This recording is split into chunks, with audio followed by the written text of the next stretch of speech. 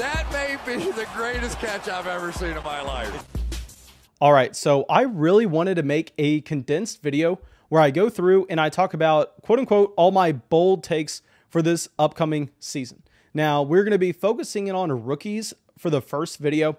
And no, these are not going to be bold takes where I come out here and I just say crazy things for views. Like I say, hey, you're going to have Mac Jones as the quarterback 1 overall. Mac Jones is going to be a top 5 quarterback in fantasy. No, I'm not going to be saying garbage stuff like that we all know is never going to happen. What I am going to be saying is I'm going to be saying a few takes that I have that I know the majority of this audience and the majority of the fantasy football community doesn't agree with, but I wholeheartedly agree. So I want to make sure we make this video where y'all can bookmark it, you can save it. So once we are closing in on the end of 2021, once we are going over to next year's Super Bowl, we can all revisit this. We can go, okay, this is where Mason was different from consensus. Was he right? Was he stupid? Because I'm confident with these selections. And I want these to be on the record so people can go down in the comment section now, tell me how stupid I was, and then we can revisit it 8 months later and see who was right and who was wrong. But anyway, we have to make the announcement. June 19th, Flock Meetup. Be there or be square. Okay, it's going to be at Zilker Park, Austin, Texas. It'll be a lot of fun. I'm going to be bringing my dog. If you all want to bring any dogs, it doesn't matter if you don't, doesn't matter if you do, but just come out if you are anywhere near Austin, Texas, as this is probably going to be our only Texas Flock meetup ever. So I want to meet as many of y'all as I can, and it should be a lot of fun. Now, another announcement that I do have is that we have gotten so much positive feedback for our rookie draft guide over there on Patreon. And also over there on Patreon, we just passed 350 Flock supporters, which is absolutely massive. We are coming in on having our high stakes fantasy draft where I'm going to be doing a giveaway of a $500 buy-in. So that's going to be a lot of fun. We are going to do that once we pass 400. But yeah, anyway, drop a like, leave a comment, subscribe to the channel. Let's get into it. And let's talk about Trey Lance. Now, y'all know we have to bring up Trey Lance here, as I've been drafting him in the second round of Dynasty startups lately. I mean, he's a quarterback that we are so excited about for a multitude of reasons. And I'm sure that a lot of people have already heard me talk way too much on Trey Lance. So we're going to keep it brief here. And I'm going to be trying to bring up more things that we really haven't hit on that I think present a great value right now. So Trey Lance, my bold prediction, quote unquote bold prediction, which most people won't agree with, but I am standing by, is that Trey Lance at this time next year is going to be a consensus round 1 or early round 2 Dynasty startup pick in Superflex leagues. He is going to be a starting quarterback for the 49ers by week 4 at the latest, and he is going to average a top 10 mark in points per game at the position his rookie season. Now, I know a lot of people aren't going to necessarily agree with the fact that he is going to be the starting quarterback option by week 4 in San Francisco, but I want to go through and I want to talk about why this is going to happen. So you look at the beginning part of the schedule for the 49ers, and you see that they started off with an easy W. I mean, they started off with a guaranteed win pretty much against the Detroit Lions week 1. Then after that, they have the Philadelphia Eagles week 2, which that is a potential upset. I mean, there you could potentially see Jalen Hurts, essentially a worse version of Trey Lance, come out. And if you see that Russian quarterback going up and destroying the 49ers defense, all of a sudden, I mean, I think that could build up some hype for Lance.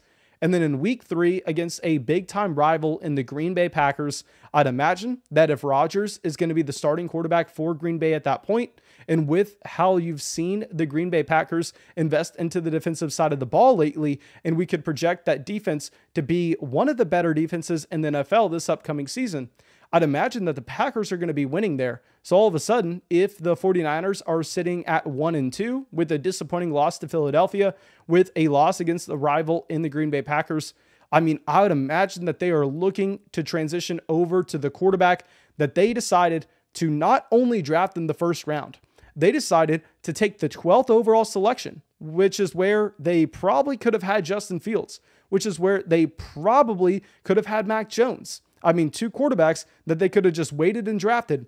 And they went, you know what? No, let's not do that. They went, you know what? Let's go out there. Let's take 2 future first-round picks. Let's attach it to that pick where we could possibly have a Justin Fields. We could possibly have a Mac Jones.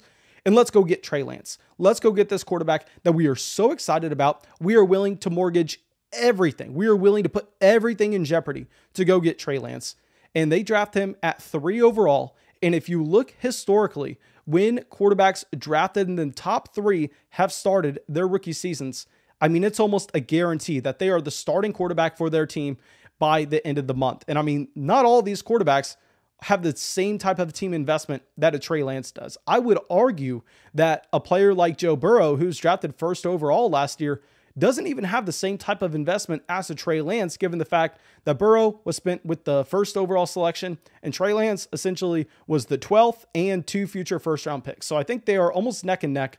But anyway, you go through this list of the quarterbacks that were drafted inside the top 3 picks, and the last 10 guys were Joe Burrow, Kyler Murray, Baker Mayfield, Sam Darnold, Mitchell Trubisky, Jared Goff, Carson Wentz, Jameis Winston, Marcus Mariota, and Blake Bortles. So we go through and we look at some numbers and we go and do some research to figure out, when did these guys start their rookie seasons? When did they have that starting job? And we find out that half of them were the starting quarterback by week 1. Now, given the fact that Jimmy Garoppolo is there, given the fact that Jimmy Garoppolo took this team to the Super Bowl just 2 years ago, I'd imagine that Trey Lance isn't a starting quarterback option by week 1. But we have seen other guys not get that week 1 start, and they're starting just a few weeks later. I mean, a guy like a Blake Bortles starting by week 3, Mitchell Trubisky starting by week 4, Sam Darnold starting by week 2, Baker Mayfield starting by week 3. So you're looking at this and you're going, okay, how many of these guys were starting at the very minimum by the time we got to week 4? 9 out of 10 of these players were the starting quarterback for their team by the time they got to week 4. Now, the last guy was Jared Goff. Jared Goff took over as the starting option by week 8. So you're looking at a 90% start rate for quarterbacks drafted within the top 3 by week 4 of the season. So all of a sudden, that quote-unquote bold take that we have that Trey Lance is going to be the starting quarterback by week 4, not looking so bold anymore. And our mark of having Trey Lance as a top 10 quarterback right away in points per game, I mean, I think that this is honestly a little conservative. Because you go through and you look at what Jalen Hurts did last year, where Jalen Hurts, I don't call him an elite option when he was starting, but he was right up there. I mean, in DFS, he was one of the most expensive quarterbacks that you were going to find. And what was the reason behind this? The reason behind this was you were seeing those quarterbacks that have the potential for that elite rushing ceiling, have the potential to go through and get those rushing touchdowns. They are cheat codes in fantasy. I don't need to talk about this. We all know this. We all know that 100 passing yards at the quarterback position equals 4 fantasy points. Hey, how many rushing yards do you need? You need 40 rushing yards to get that same equivalence. Now you go through and you go, okay, what happens when your quarterback's all of a sudden averaging 50 rushing yards a game, like a Lamar Jackson a few years ago, like a Lamar Jackson last year, like a Jalen Hurts last year? I mean, at that point, you're having a quarterback essentially add a passing touchdown on top of all their statistics to start right away. And now we go through and please, someone answer me this question. Seriously, down in the comment section. How many situations right now are as good for a starting quarterback to come in and succeed? It doesn't matter if it's a rookie. It doesn't matter if it's a veteran. How many situations are as good as San Francisco? Because I would make the argument that Kyle Shanahan is a top 5 mind in the NFL in his offensive scheme and what he does to maximize his skill positional guys. You could make the argument that George Kittle is the most talented tight end in the NFL. You could make the argument that Brandon Ayuk is an above average wide receiver 1. You could make the argument that Deebo Samuel is an above average wide receiver 2. You could make the argument that you have this offensive line as one of the better offensive lines in the NFL. So you go through, you combine the fact that you have Trey Lance with that elite rushing potential. You combine the fact that you know he's going to be starting by week 4. You understand that this is one of the best situations in the NFL. It all screams top 10 quarterback. It all screams that this is a player going at the beginning of round 2 or the end of round 1 in startup drafts next year, a top 10 quarterback right away. Someone that also, if you look historically, I mean, even the quarterback bust out of this list, I mean, say worst case scenario. This coming from someone who has Trey Lance on a whole lot of dynasty rosters. Worst case scenario. What happens if he comes in and he's Blake Bortles? He's Marcus Mariota. He's Jameis Winston. He's Mitchell Trubisky. He's Sam Darnold. What's the worst case scenario there?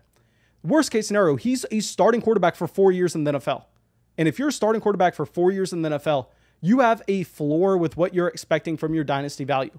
I mean, go right now and see what the price point is on a Carson Wentz. Carson Wentz, after being one of the worst starting quarterbacks in the NFL over the past 2 years, still has a decent price tag. I mean, go try to trade a second round pick in a super flex league for Carson Wentz. I mean, you always have the potential to get out from these guys. So, you know, Trey Lance starting for 4 years. We also know that rushing production, even if he is Blake Bortles level bad, is going to make him viable in fantasy. So Trey Lance, I mean, I want to put everything that is attached to the Fantasy Flock Network into the Trey Lance basket, because I am so confident that maybe he doesn't succeed from an NFL standpoint. Maybe he is a very bad NFL quarterback and the 49ers are disappointed with their move they made. But I am so confident that for fantasy, this is going to be a gold mine. For fantasy, with his rushing upside, with this situation, this is going to be fantastic. Now, let's go and let's talk about a player that I'm a little bearish on compared to consensus. Let's talk about Michael Carter Jr. Okay, so I have already been on record saying if Michael Carter Jr. is a top 12 running back in fantasy his rookie season, I will turn on the live stream. I will come out here and I will start to eat my shoe. I will eat my shoe live on the live stream, because it ain't happening here with Michael Carter Jr. Now, I know a lot of people are going to hate this take. I know a lot of people are excited about Michael Carter Jr. And I'll say, yeah, there are things to point to. There are things to get excited about here.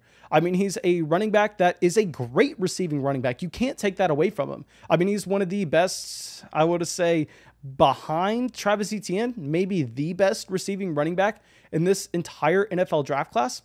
But the problem here with Michael Carter Jr. is you can have a running back that's a little undersized as long as they have the adequate BMI, and you can have a running back that's a little slow as long as they have a great BMI. But you can't have a guy that is 5'8", 201 pounds, that is as slow as Michael Carter Jr. I mean, he barely meets the speed threshold that we established over there on our Dynasty Rookie Draft Guide based on our historical research.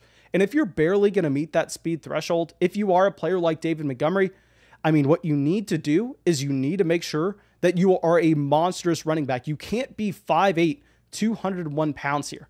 Now, Michael Carter Jr., a player going in the 8th round of redraft leagues for some reason, and you go through and you also look at the fact that you have a very, very bad historical hit rate with 4th round running backs. I mean, Michael Carter Jr. is someone lasting until the 4th round in this year's NFL draft. And we go through and we go back to 2015. And we go, how many running back hits have we had since 2015? How many top 12 running backs have we ever had in the 4th round? Well, we go and in 2020, there were 4 guys drafted in the 4th round. None of them hit. In 2019, 4 guys drafted. None of them hit. In 2018, 5 guys drafted. None of them hit. Maybe Chase Edmonds hits this year. Chase Edmonds could be the one guy that breaks this mold. Chase Edmonds maybe is a top 12 guy this upcoming season, but we haven't seen it yet. And he was drafted back in 2018. Now, 2017, you have 7 guys drafted in this range. None of them hit. You have a lot of guys that come close. You have a lot of guys that had roles on their NFL teams, but you weren't necessarily starting them in fantasy. I mean, a Jamal Williams, a Tariq Cohen, a Marlon Mack. And I think that's kind of going to be the mold of a Michael Carter Jr. I don't think that he's going to be as bad as a Justice Hill. I mean, clearly he's not going to be close to that.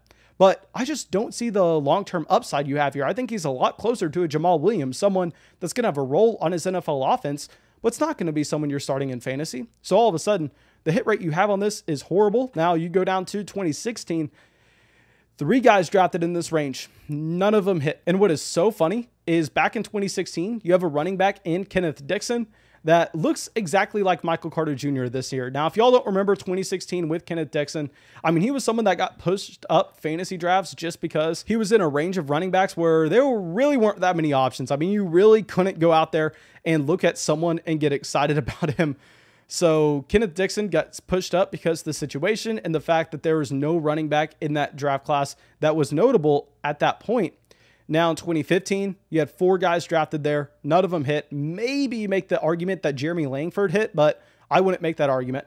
So we go through and we go, okay, since 2015, there have been 27 running backs drafted in the 4th round, and not a single one of them hit consistently for fantasy.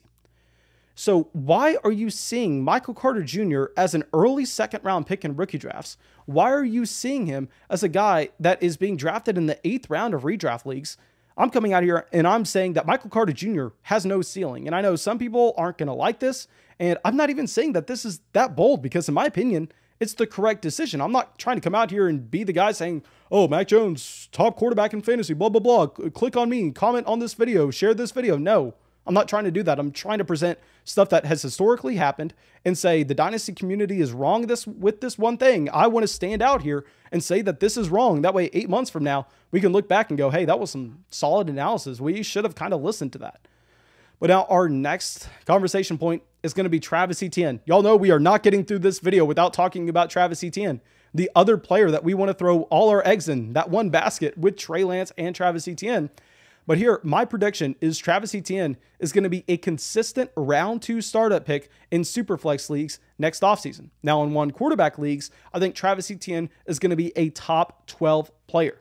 Now, you go through and you look at a Travis Etienne prospect profile. I don't want to talk about this too much because we go in depth on the Dynasty Rookie Draft Guide. We have a video out about Travis Etienne with why I'm so excited now. But you go through and we establish those thresholds on the Dynasty Rookie Draft Guide where you need a 4.60 40-yard dash to present the speed. You need a 30.0 BMI. You need an 8.5% college target share. And you need the team investment, which should indicate opportunity. Now, Travis Etienne crushes every single one of these marks. Travis Etienne, drafted in the first round, way faster than a 4.60. I mean, he does come through and he provides us with a 30.8 BMI. And he crushes the college target share, understanding that Travis Etienne is one of the best receiving running backs in college. Now, if you had the opportunity last week to watch our video where we go through and we looked at what matters for a running back actually producing in fantasy and how that implies to these players coming up, I mean, what you find is if you can identify a running back that is going to be top 24 in the NFL and carries within the 10, so he's getting those touches at the goal line. He has the goal line role there. And you can also identify a running back that's going to be top 24 in targets. More times than not, that player is going to be a top 10 option in fantasy. More times than not, that player is getting every valuable touch in his offense. It doesn't matter if you are a committee running back. It doesn't matter if you are not getting all the carries between the 20-yard lines. Look at Alvin Kamara. Look at Aaron Jones. Travis Etienne is just the next version of that. Travis Etienne is just you going, hey, I mean, we drafted Aaron Jones back in 2017. It was a great ride. We got a lot of production. But now that Aaron Jones is on his second contract, he's 26 years old. Why don't we reset it? Why don't we go get the next Aaron Jones? Why don't we have the next 4 years of production? And that's what Travis Etienne is. I mean, Trevor Lawrence also should elevate the overall productivity of this offense. So I'm all in here with a Travis Etienne. He checks every box. He's going to be getting every valuable touch in his offense. Literally, the only thing I'm worried about is I'm worried to start the year. What you have is James Robinson getting the goal line opportunity, and that is a real concern. That's the only thing you have to worry about. But I think by the time we get to the end of the season, Travis Etienne is going to have that goal line role, and if that's the case, Travis Etienne is going to be that next Aaron Jones. Get him while he's a rookie, invest into him now, and have 4 to 5 years production to look forward to. Okay, so now let's go to our next guy. Let's talk about Chuba Hubbard. Now, Chuba Hubbard here, it's going to be hard to say for sure because obviously this is a player that we only have one path for him to ever hit in fantasy, and that's with an injury to Christian McCaffrey. But my thesis here is we are going to see Chuba Hubbard provide league-winning type potential if Christian McCaffrey goes down. Just like you saw a ridiculous win rate with anybody who drafted Mike Davis in a best ball league last year, anybody who picked up Mike Davis from the waiver wire, Chuba Hubbard is going to be that next running back. I would actually be a little bit more excited about this offense this upcoming season based on some of the moves that they've made. I think that the Carolina Panthers with Matt Rule and Joe Brady going into year 2 with a presumable upgrade at quarterback to Sam Darnold, this offense is going to get better. And I think if you see a Christian McCaffrey injury, Chuba Hubbard is going to be a high-end running back too. He is going to go back to his 2019 form. We're going to see that 2020 at Oklahoma State was just an off year due to COVID, due to everything off the field that we experienced with Chuba Hubbard. There's nobody else in this backfield to take touches if Christian McCaffrey goes down. If McCaffrey goes down, you have Trenton Cannon, you have Reggie Bonifant, and that's it. So that's why in the 3rd round of your Dynasty rookie draft, I'm drafting Chuba Hubbard every single time, because this is a player that if CMC goes down, you are going to find him as a high-end running back 2, low-end running back 1. Now, our last quote-unquote bold take, which shouldn't be bold at all, is going to be that you have T. Higgins scoring more fantasy points than Jamar Chase this upcoming season. Now, I know a lot of people are looking at Jamar Chase and going, this is one of the best wide receiver prospects we have seen in a very long time. Now, I will debate that. I'll say that, hey, CeeDee Lamb was a pretty damn good prospect himself, but regardless, that's beyond the point. What I think a lot of people are falling into is I think a lot of people are falling into Justin Jefferson last year. I know, I understand that Ja'Marr Chase back in 2019, a year younger than Justin Jefferson, outproduced him in receiving yards and touchdowns. Yes, that is the case. I completely get that. Ja'Marr Chase drafted at wide receiver 5 overall. I mean, we can clearly say he was a better prospect than anybody in last year's draft class. But just because he was a better prospect, we need to understand this. You grade prospects to understand probabilities, to understand what you can project for a player this upcoming season. It is not locked in stone at all. You still have variance going into that because you really can't enter a guy's headspace. You really can't enter how he's going to transition with his professional life into the NFL. You throw in the fact that with Ja'Marr Chase, we haven't had him play since 2019. And I know a lot of people aren't worried about that, but I'm looking at T. Higgins and going, hey, this was also a fantastic wide receiver prospect out of Clemson. This is someone who was barely not a first-round wide receiver last year. I mean, it was the first pick in the second round, and he smashed his rookie season. And I know a lot of people want to go, Mason, Ja'Marr Chase has the rapport with Joe Burrow. And my argument is, does T. Higgins not? I mean, Joe Burrow hasn't completed a pass to Ja'Marr Chase outside of camp since 2019. He actually was playing in the NFL with T. Higgins last year. So I understand the locker room narrative that we have circulating over here with Ja'Marr Chase. But how does that not apply to T. Higgins as well? So I'm looking at this going, hey, we have two great wide receiver prospects. Ja'Marr Chase, definitely the better option in Dynasty long-term. But if we were talking this upcoming season's production, what is keeping T. Higgins from outproducing Ja'Marr Chase? He was also a great wide receiver prospect. He was a great rookie in the NFL. He also has that rapport with Joe Burrow. He's someone that played all last season. You see that T. Higgins is going as the wide receiver 27, so a high-end wide receiver 3. Ja'Marr Chase being drafted as the wide receiver 21. And I really don't understand how this is happening in redraft leagues at all. Now, thank you guys. I really hope y'all enjoyed this video. I really hope y'all got something from it. Of course, go down there, drop a like, leave a comment, subscribe to the channel. It helps us out a ton, and I'll see y'all with the video tomorrow.